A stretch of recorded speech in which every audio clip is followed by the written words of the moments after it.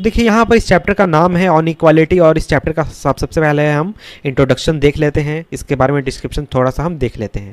तो देखिए यहाँ पर आपको इंट्रोडक्शन में बताया जा रहा है कि क्लास 6 के बुक में, जो हमारा सिविक्स का बुक था, उसमें हमने डेमोक्रेटिक गवर्नमेंट के की एलिमेंट्स को देखा था। और की एलिमेंट्स में हमने देखा था पीपुल्स पार्टिसिपेशन, यानी लोगों के पार्टिसिपेशन के बारे में, कन्फ्लिक्ट का रिजोल्यूशन किस तरीके से होता है, या फिर इक्वालिटी और जस्टिस के बारे में हमने क्लास 6 में पढ़ा था। और उसमें से जो इक्वालिटी है वो काफ़ी इंपॉर्टेंट फीचर है डेमोक्रेसी के लिए, और डेमोक्रेसी के सभी तरीके के फंक्शनिंग को प्रभावित करता है इक्वालिटी। और इस चैप्टर में हम इक्वालिटी के बारे में ही पढ़ने वाले हैं कि आखिर इक्वालिटी होती क्या है, इक्वालिटी क्यों इंपॉर्टेंट है डेमोक्रेसी के लिए, और क्या इंडिया में सभी लोगों को इक्वल दर्जा दिया गया है, बराबर दर्जा दिया गया है। इस चीज़ को यहाँ पर इस चैप्टर में हम देखने वाले हैं। तो सबसे पहले आइए हम कांता की स्टोरी देखते हैं, और कांता की स्टोरी के जरिए ही बहुत चीज़ों को हम समझने की कोशिश करेंगे। तो यहाँ पर जैसा कि ऊपर इस लाइन को देख सकते हैं, लाइन में लोग खड़े हैं, और ये जो दिन है यह है वोटिंग का, यानी सभी लोग लाइन में वोटिंग के लिए खड़े हैं, और उसमें कांता भी खड़ी है वोट डालने के लिए। और कांता और उसकी दोस्त सुजाता लाइन में खड़े हैं, और एक दूसरे से बात कर रहे हैं कि देखो सुजा, कितनी अच्छी बात है कि हमारे देश में सभी लोगों को इक्वल दर्जा दिया गया है, इक्वल सिटीजन का दर्जा दिया गया है, और हमारे जो मालिक हैं, हमारे जो एम्प्लॉयर हैं जैन साहब, वो भी हमारे साथ लाइन में खड़े हैं। और इसके बाद कांता की बारी आती है वोट करने की। कांता जाती है वोट करने, और ऐसे कैंडिडेट के लिए वोट करती है जिसने कांता के इलाके में पानी पहुंचाने का वादा किया है। इसके बाद वोटिंग का पूरा जो काम था वो खत्म होता है। इसके बाद जैन साहब चले जाते हैं, कांता उनको हाय हेलो करती है। उसके बाद कांता जो है वो सुजाता से कहती है बात करते हुए कि मेरी बेटी जो गुड़िया है उसको बुखार है, काफ़ी तबीयत ख़राब है, और उसको हॉस्पिटल लेकर जाना है, लेकिन उसके पहले मुझे जैन साहब के घर जाना है ताकि उनसे मैं कुछ पैसे उधार ले सकूँ, एडवांस अपना पेमेंट ले सकूँ। इसके बाद कांता घर आती है, घर आकर अपनी बेटी गुड़िया को कुछ पीने के लिए देती है, और कहती है कि शाम को मैं जब काम से वापस आऊँगी तब तुम्हें लेकर चलूँगी हॉस्पिटल। इसके बाद बाहर आकर कांता देखती है कि उसकी जो बस्ती है वो काफ़ी गंदी है, और उसे लगता है इसी गंदगी की वजह से ही उसकी जो बेटी है उसकी तबीयत काफ़ी ज़्यादा ख़राब रह रही है। इसके बाद कांता जो है वो काम करने आती है अपने मालिक के घर, जैन साहब के घर, और वहाँ पर काम करने के बाद वो कुछ एडवांस उनसे ले लेती है, और फिर जाकर हॉस्पिटल के लाइन में जाकर खड़ी हो जाती है अपनी बेटी का इलाज कराने के लिए। इसके बाद हमारा पहला टॉपिक आ जाता है वो इक्वल राइट टू वोट। तो हमारा ये जो स्टोरी है इस चैप्टर का, वो शुरुआत हुआ था कांता के साथ। कांता खड़ी थी लाइन में वोट डालने के लिए, वोट डालने वाले लाइन में खड़ी थी, और वहाँ पर आप इमेज में देख सकते हैं कि बहुत तरीके के लोग, बहुत सारे लोग वहाँ पर, अलग अलग सोसाइटी के अलग अलग लोग खड़े थे उसके साथ लाइन में वोट डालने के लिए। कांता जो थी वो अपने एम्प्लॉयर को रिकॉग्नाइज करती है, जो कि है अशोक जैन, और इसके साथ ही अपने पड़ोसी छोटे लाल को भी पहचानती है। और देखिए जो हमारा कंट्री है इंडिया, इसके जैसे जितने भी डेमोक्रेटिक कंट्री हैं सभी जगहों पर जो एडल्ट्स हैं उनको वोट डालने का अधिकार प्राप्त होता है, चाहे वो किसी भी रिलीजन से बिलोंग करते हो, कितना भी उनके पास एजुकेशन हो, किसी कास्ट से बिलोंग करते हो, या फिर वो अमीर हो, गरीब हो, कितना भी उनका एज हो, यानी 18 से ऊपर ही, लेकिन ऊपर कितना भी एज हो, वो जाकर वोट डाल सकते हैं। और ये जो चीज़ है इसको क्लास 6 बुक में हमने देखा था, कहा जाता है यूनिवर्सल एडल्ट फ्रेंचाइज। तो आखिर ये यूनिवर्सल एडल्ट फ्रेंचाइज होता क्या है, और ये जो चीज़ है ये काफ़ी इंपॉर्टेंट है डेमोक्रेसी के लिए। तो ऊपर जो हमने बात किया कि देखिए किसी भी देश में, डेमोक्रेटिक कंट्री में, जब लोगों को वोट डालने का अधिकार दिया जाता है, किसी भी जात के हो, किसी भी धर्म के हो, कितना भी उनका एज हो, कितना भी उनका एजुकेशन बैकग्राउंड हो, तो उसी को हम यूनिवर्सल एडल्ट फ्रेंचाइज कहते हैं। यानी कि एक निश्चित एज के बाद, यानी इंडिया में जैसे 18 साल की उम्र के बाद लोग जाकर वोट डाल सकते हैं, तो वही चीज़ होता है यूनिवर्सल एडल्ट फ्रेंचाइज। और ये जो चीज़ है यूनिवर्सल एडल्ट फ्रेंचाइज, ये डेमोक्रेसी के लिए काफ़ी ज़्यादा इंपॉर्टेंट है। और जो आइडिया है यूनिवर्सल एडल्ट फ्रेंचाइज का, ये इक्वालिटी के आइडिया पर बेस्ड है। क्योंकि जब भी आप यूनिवर्सल एडल्ट फ्रेंचाइज की बात करते हैं तो उसमें हम देखते हैं कि लोगों को किसी भी कंट्री में, जो एडल्ट्स है किसी भी कंट्री में, उनको उनके वेल्थ को ध्यान में ना रख के, या फिर कम्युनिटी या फिर किसी भी चीज़ को ध्यान में नहीं रखा जाता है, लेकिन उनको बराबर का दर्जा दिया जाता है और उनको एक वोट का अधिकार दिया जाता है। तो इस तरीके से ये जो यूनिवर्सल एडल्ट फ्रेंचाइज है ये इक्वालिटी के आइडिया को काफ़ी प्रमोट करता है, उसको फॉलो करता है। और इस चीज़ को देखकर जो कांता है वो काफ़ी एक्साइटेड होती है वोट करने के लिए, और काफ़ी हैप्पी होती है कि उसके साथ इक्वल ट्रीटमेंट किया जा रहा है, और सभी लोगों के पास सिर्फ एक वोट है, और सभी लोगों को इक्वल ट्रीटमेंट प्रोवाइड किया जा रहा है। लेकिन जैसे जैसे उसका दिन गुजरते जाता है, वोटिंग वाला दिन, उसको ऐसा डाउट होने लगता है कि क्या हम सच में इक्वल हैं, क्या हम सभी लोगों के साथ इक्वल ट्रीटमेंट सच में होता है। तो यहाँ पर आपसे सवाल पूछा गया कि आखिर ऐसा क्या होगा कि कांता जो है वो इक्वालिटी के स्टेटस को लेकर काफ़ी ज़्यादा अनश्योर हो गई। तो इसके बाद अगर हम देखते हैं कांता के लाइफ को, यानी वोटिंग के डालने के बाद अगर हम कांता के लाइफ को देखें कि उसके लाइफ में क्या हुआ उस दिन, तो हम इस चीज़ को अच्छी तरीके से समझने पाएंगे। तो देखिए कांता जो है वो स्लम में रहती है। स्लम तो आप जानते ही होंगे, जो झुग्गी होता है, झोगड़ी झोपड़ी के जो इलाके होते हैं उसी को स्लम कहा जाता है। स्लम में रहती है और उसके घर के पीछे एक ड्रेन यानी कि नाली बह रही होती है, और उसकी जो बेटी है गुड़िया, वो उसकी काफ़ी तबीयत खराब है, लेकिन वो छुट्टी नहीं ले सकती है क्योंकि उसको अपने मालिक से जाकर कुछ पैसे उधार लेने हैं। और उसका जो जॉब है डोमेस्टिक हेल्प का, वो काफ़ी उसको थका देता है, काफ़ी वो थक जाती है अपने काम की वजह से। और उसके बाद जब वो उसका दिन अंत होता है, यानी डे जब अंत की ओर जाता है, तो फिर से उसे जाकर लाइन में लगना होता है गवर्नमेंट हॉस्पिटल की लाइन में, ताकि वो अपनी बेटी का इलाज कर सके। और ये जो लाइन है गवर्नमेंट हॉस्पिटल का, इस लाइन में मैक्सिमम जो लोग खड़े होते हैं वो गरीब लोग होते हैं जिनके पास पैसे नहीं होते अपने इलाज कराने के लिए। और यहाँ पर आकर जो कांता है वो सोचती है कि जो जैन मैडम है या फिर जैन साहब हैं, उसको किसी भी तरीके के हॉस्पिटल में या फिर दूसरे जगहों पर लाइन में खड़ा नहीं होना होता है जब उनको किसी दूसरे काम हो, लेकिन जब वो वोटिंग डालने जाते हैं तो सिर्फ उनको वोटिंग डालने समय ही खड़ा होना होता है। और दूसरी जगहों पर उनको काफ़ी प्रिविलेज प्राप्त होता है, जैसा कि हॉस्पिटल हो गया या फिर एजुकेशन हो गया या फिर और जगहों पर। इसके बाद आगे बढ़े तो आगे हमारा आ जाता है next topic, other kinds of equality, यानी अब हम दूसरे तरीके की इक्वालिटी की बात करने वाले हैं। तो देखिए कांता जो है वो इंडिया की एक सिटीजन है, और इंडिया के सिटीजन के होने के साथ ही और इसके साथ ही बहुत सारे लोग हैं कांता के जैसे इंडिया में जिनके पास वोट का अधिकार तो है, लेकिन उनका जो डेली लिविंग या फिर वर्किंग कंडीशन है वो इक्वल से काफ़ी नीचे है। और गरीब होने के अलावा दूसरे तरीके के भी इनइक्वालिटीज़ इंडिया में मौजूद हैं, जैसा कि जो कि लोगों के साथ ट्रीट किया जाता है या फिर लोगों को इनइक्वालिटीज़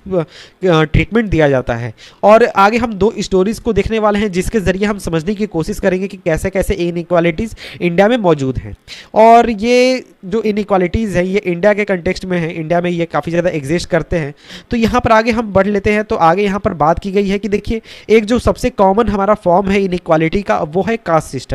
तो अगर आप रूरल इंडिया में रहते हैं यानी गाँव में रहते हैं तो वहाँ पर कास्ट आइडेंटिटी आपकी कास्ट आइडेंटिटी काफ़ी कम उम्र में पता चल गई होगी, यानी कि आप बहुत छोटे होंगे तो आपको पता चल गया होगा कि आप किस कास्ट से बिलोंग करते हैं। और इसके साथ ही जब अगर आप अर्बन एरियाज़ में आएंगे या फिर अर्बन एरियाज़ में यानी शहरों में देखेंगे तो ऐसा लगता है या फिर ऐसा बताया जाता है कि लोग जो है वो अब कास्ट में बिलीव नहीं करते हैं। लेकिन जब हम मैट्रिमोनियल एड्स को देखेंगे जो कि हमारे यहाँ बगल में दिया गया है, इन एड्स को देखने के बाद हमें ये पता चलता है कि जो लोग हैं वो अभी भी कास्ट में बिलोंग करते हैं और कास्ट में अभी भी काफ़ी ज़्यादा बिलीव करते हैं, और शादी वगैरह जो चीज़ें हैं वो कास्ट में ही करना पसंद करते हैं। जैसा कि ऐड में देख सकते हैं तमिल ब्राह्मण, गुप्ता बॉय या फिर SC ST एक्सक्यूज़, ये सभी चीज़ें जो हैं ये क्या है, ये सभी कास्ट यहाँ पर बात यहाँ पर कास्ट की गई है। तो हम आगे बढ़ते हैं और पढ़ते हैं अपनी पहली कहानी, जो कि हम दो स्टोरीज पढ़ने वाले हैं उसमें से पहली कहानी। और जो पहली कहानी है वो है एक दलित चाइल्ड के बारे में जो कि स्कूल अटेंड कर रहा है, और आपने पहले ही क्लास 6 में दलित के बारे में पढ़ लिया है या फिर जान लिया है। और देखिए दलित एक वर्ड है जो कि यूज़ किया जाता है लोअर कास्ट के द्वारा, वो खुद को दलित के रूप में एड्रेस करते हैं या फिर कहते हैं। और जो दलित है उसका मतलब होता है ब्रोकन, और इस वर्ड के ज़रिए लोअर कास्ट जो है वो पॉइंट करते हैं कि उनको किस तरीके से ट्रीट किया गया है या फिर डिस्क्रिमिनेट किया गया है या फिर उनको टारगेट किया गया है सोसाइटी में।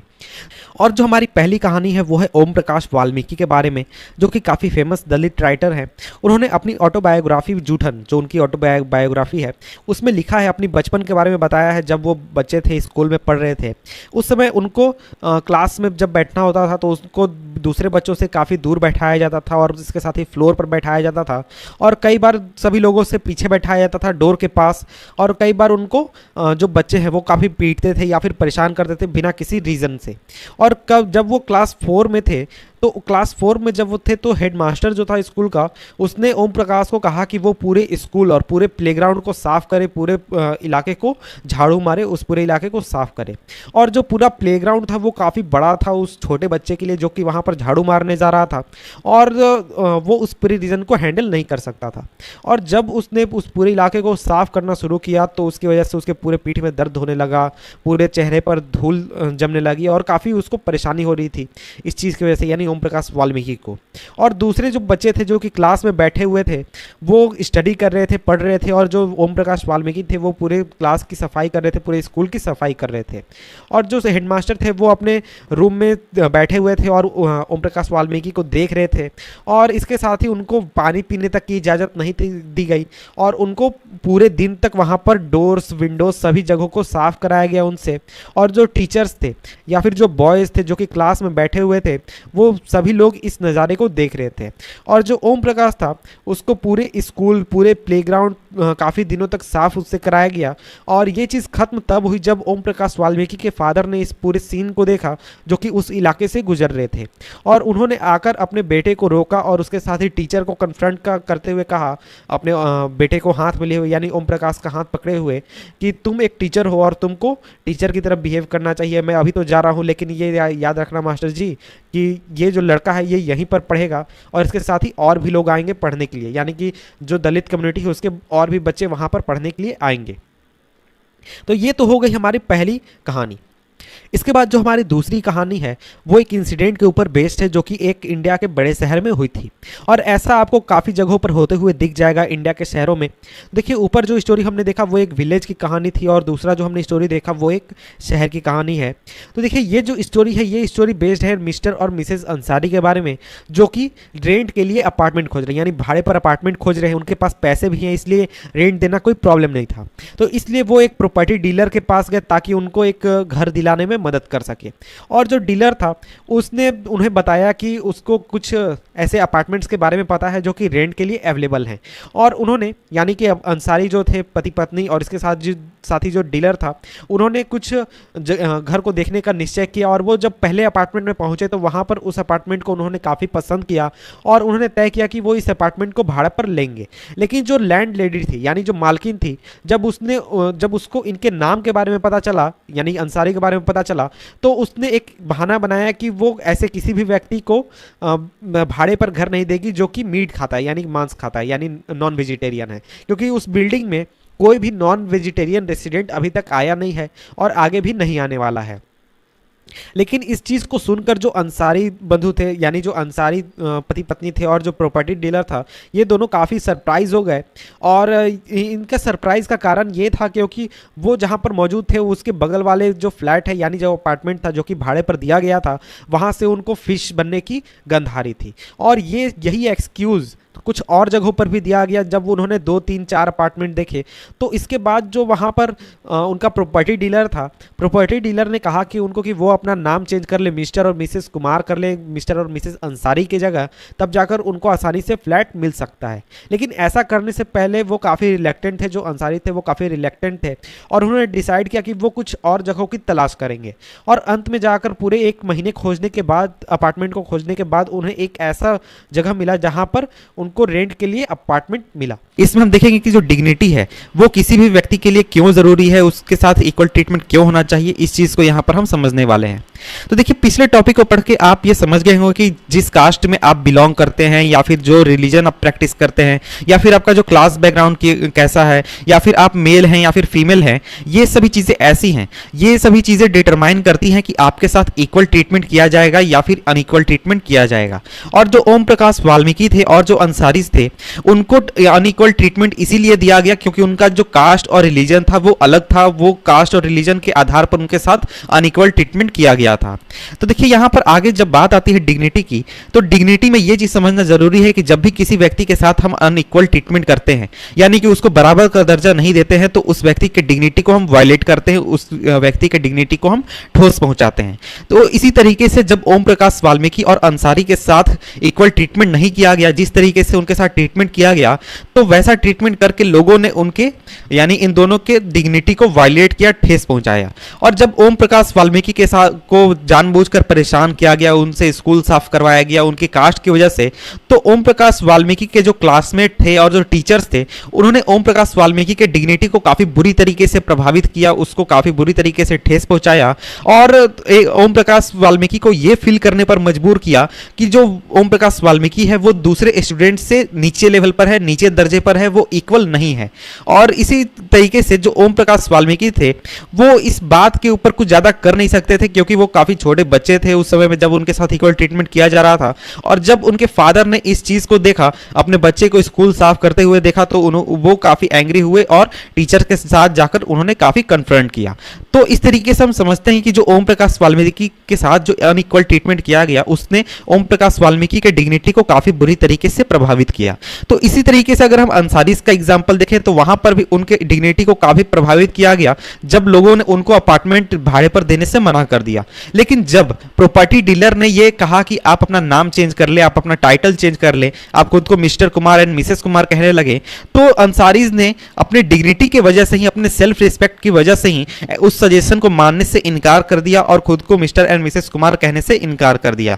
और जो ओम प्रकाश और जो अंसारीज थे, उनको ऐसा ट्रीटमेंट यानी कि अनइक्वल ट्रीटमेंट वो डिजर्व नहीं करते हैं। उनके साथ इक्वल ट्रीटमेंट होना चाहिए या फिर उनको बराबर रिस्पेक्ट मिलना चाहिए, बराबर डिग्निटी मिलनी चाहिए जैसा कि सभी लोगों को मिलता है। तो ये चीज़ काफ़ी ज़रूरी है ताकि जो लोग हैं, कोई भी व्यक्ति है, उनके डिग्निटी को ठेस ना पहुंचे, उनको बराबर का दर्जा दिया जाए। इसके बाद आगे बढ़ते हैं तो आगे हमारा आ जाता है अगला टॉपिक जो कि है इक्वालिटी इन इंडियन डेमोक्रेसी। यानी जो हमारा इंडियन डेमोक्रेसी है वो किस तरीके से इक्वालिटी लाने की कोशिश करता है, या फिर इक्वालिटी के लिए हमारा जो गवर्नमेंट है या फिर जो कॉन्स्टिट्यूशन है वो क्या काम करता है।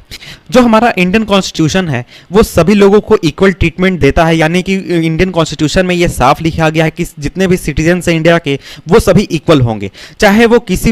किसी भी रिलीजन से बिलोंग करे, किसी भी कास्ट से बिलोंग करे, चाहे मेल हो या फिर फीमेल हो, उसका एजुकेशनल बैकग्राउंड जो भी हो या फिर इकोनॉमिक बैकग्राउंड जो भी हो, सभी लोग क्या होंगे, इक्वल होंगे। लेकिन इसका यह नहीं मतलब होता है कि कॉन्स्टिट्यूशन आने के बाद हमारे देश में इनइक्वालिटी जो है वो खत्म हो चुकी है, ऐसा नहीं है। लेकिन जो हमारा इंडियन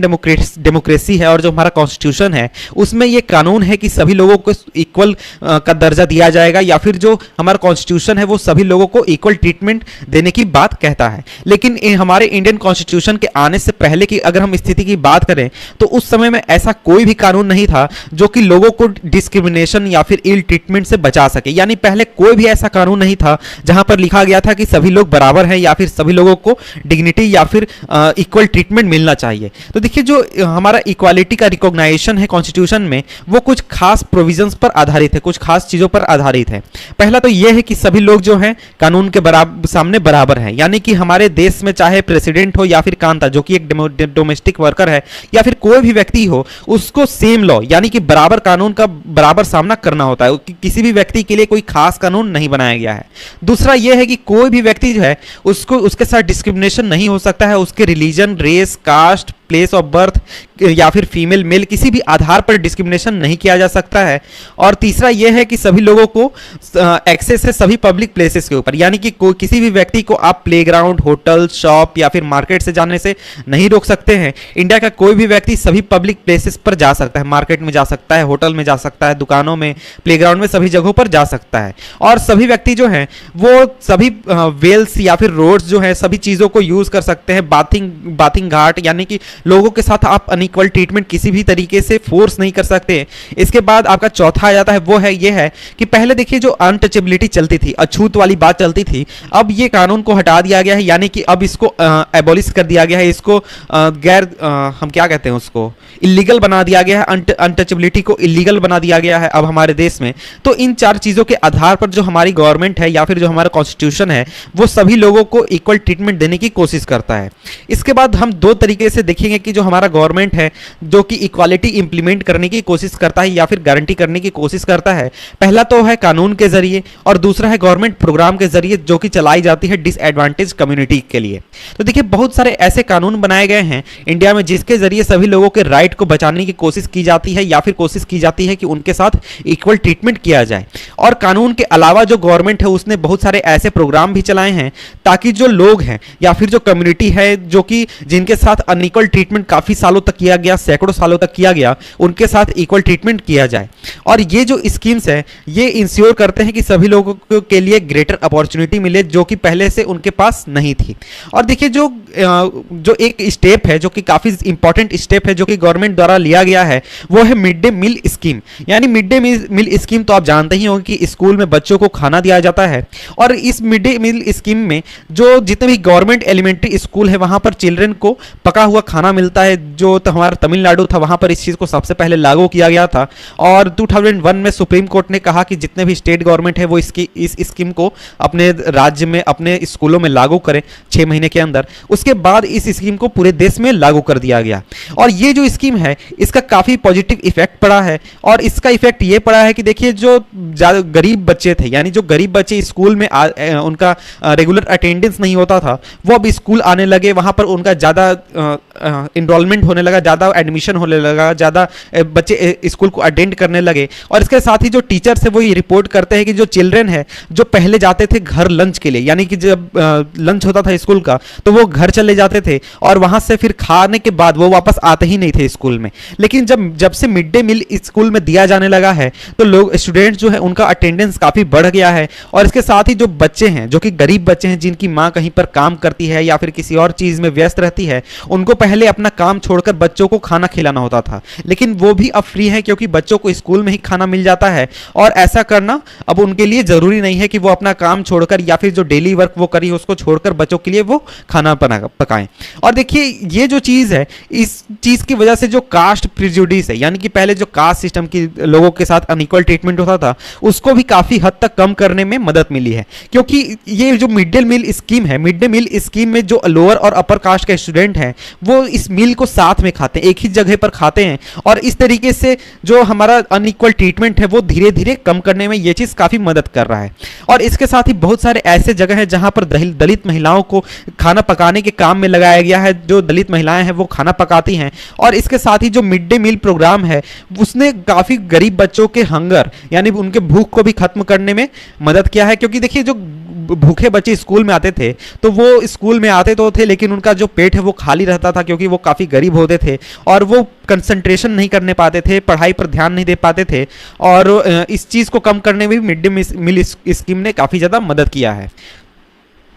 तो देखिए यहाँ पर आगे बढ़े तो आगे यहाँ पर बताया जा रहा है कि जो गवर्नमेंट प्रोग्राम्स हैं उसने काफ़ी इंपॉर्टेंट रोल अदा किया है इक्वालिटी ऑफ अपॉर्चुनिटी, यानी बराबर का दर्जा इंक्रीज करने में काफ़ी मदद किया है। लेकिन इसके बाद भी काफ़ी ज़्यादा अभी करने की ज़रूरत है। देखिए जो मिड डे मील स्कीम है उसने काफ़ी ज़्यादा हेल्प किया है इनरोलमेंट और अटेंडेंस बढ़ाने में गरीब बच्चों का। लेकिन इसके अलावा अभी भी बहुत ज़्यादा अभी भी जो स्कूल हैं उनके बीच में डिफरेंस है, यानी जहाँ पर अमीर बच्चे पढ़ते हैं वहाँ के स्कूल में और जो गरीब बच्चे पढ़ते हैं जहाँ पर वहाँ के स्कूल में काफ़ी ज़्यादा अंतर है। और अभी भी बहुत सारे ऐसे स्कूल हैं हमारे देश में जहां पर दलित चिल्ड्रन हैं, जैसे कि ओम प्रकाश वाल्मीकि, उनके साथ अभी भी डिस्क्रिमिनेशन किया जाता है या फिर अनइक्वल ट्रीटमेंट किया जाता है। और इन बच्चों को अभी भी फोर्स किया जाता है अनइक्वल सिचुएशन में जहां पर उनकी डिग्निटी को ठेस पहुंचाया जाता है या फिर डिग्निटी को रिस्पेक्ट नहीं किया जाता है। और ऐसा इसलिए है क्योंकि जो लोग हैं वो अभी भी उनको इक्वल मानने के लिए राजी नहीं है, जबकि जो हमारा कानून है इस चीज़ को फोर्स करता है उसके बावजूद भी।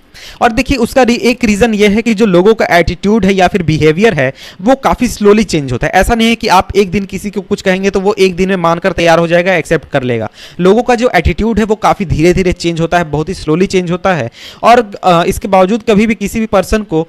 ये पता है कि देखिए जो डिस्क्रिमिनेशन है वो लॉ के खिलाफ है, वो इलीगल है, लेकिन इसके बावजूद भी लोग जो हैं वो दूसरे लोगों के साथ अनइक्वल ट्रीटमेंट करते हैं उनके कास्ट के आधार पर, रिलीजन के आधार पर, डिसेबिलिटी के आधार पर, इकोनॉमिक स्टेटस के आधार पर और इसके अलावा महिला होने के आधार पर। और देखिए ये चीज़ तभी ठीक होगी जब लोग ये बिलीव करने लगेंगे कि कोई भी व्यक्ति इन्फीरियर नहीं है या फिर कोई भी व्यक्ति को अनइक्वल ट्रीटमेंट नहीं करना चाहिए और सभी लोगों को डिग्निटी के साथ इक्वल ट्रीटमेंट करना बहुत ही ज़रूरी है। और इसके बाद ही जो लोग हैं वो उनके एटीट्यूड जाकर चेंज होंगे। और इसके बाद जो हमारे जो इक्वालिटी है, इक्वालिटी को इस्टेब्लिश करना डेमोक्रेटिक सोसाइटी में वो काफ़ी एक लंबा स्ट्रगल है। यानी कि ऐसा नहीं है कि एक दिन में आपने कोई कानून बना दिया, कुछ कर दिया तो आपका तुरंत इक्वालिटी इस्टेब्लिश हो जाएगी। और एक तरीके से जो इंडिविजुअल्स हैं या फिर जो अलग अलग कम्युनिटीज़ हैं इंडिया में उनको कंट्रीब्यूट करना होगा और एक तरीके से साथ मिलकर इस इक्वालिटी को लागू करवाना होगा या फिर इम्प्लीमेंट कराना होगा।